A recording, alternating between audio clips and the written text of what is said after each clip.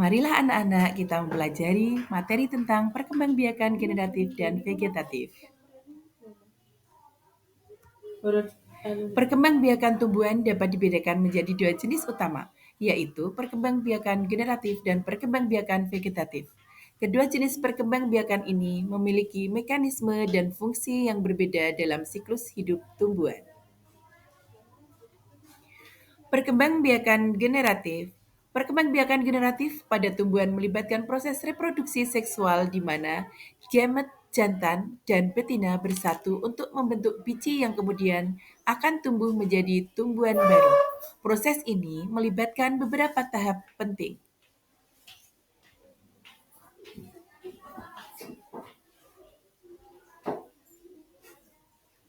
Tahap-tahap proses perkembangbiakan generatif. 1. Penyerbukan atau pollination. Proses pemindahan serbuk sari dari antera bagian bunga jantan ke kepala putik bagian bunga betina. Penyerbukan dapat terjadi secara alami dengan bantuan angin, air, atau hewan penyerbuk seperti lebah dan kupu-kupu. Pembuahan atau fertilization. Setelah penyerbukan, serbuk sari akan membentuk tabung serbuk sari yang menuju ke ovulum.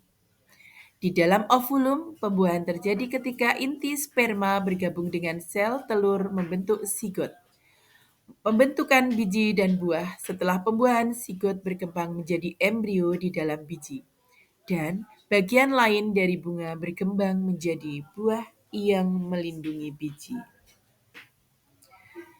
Keuntungan dari perkembangbiakan generatif adalah adanya variasi genetik yang tinggi pada keturunan, yang dapat meningkatkan kemampuan adaptasi tumbuhan terhadap perubahan lingkungan. Selanjutnya, perkembangbiakan vegetatif. Perkembangbiakan vegetatif adalah reproduksi aseksual pada tumbuhan, di mana tumbuhan baru terbentuk tanpa melalui proses penggabungan gamet.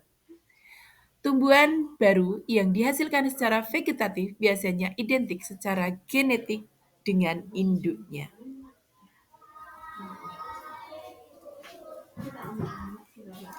Metode perkembangbiakan vegetatif.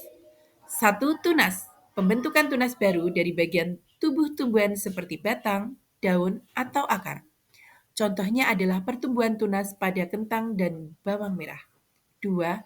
Cangkok. Proses di mana bagian dari tumbuhan seperti batang ditanam kembali untuk menghasilkan tanaman baru. Ini sering diterapkan pada tanaman buah seperti mangga dan jambu. 3. Stek. Pemotongan bagian tumbuhan seperti batang atau daun yang kemudian ditanam untuk tumbuh menjadi tumbuhan baru. Contoh tanaman yang sering diperbanyak dengan stek adalah mawar dan singkong. Keempat, rizoma.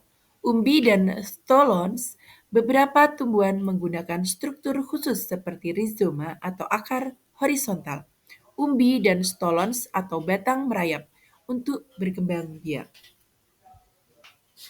Keuntungan dari perkembangbiakan vegetatif adalah kecepatan dan efisiensi dalam memperbanyak tanaman serta kemampuan untuk menjaga karakteristik unggul dari tanaman induk.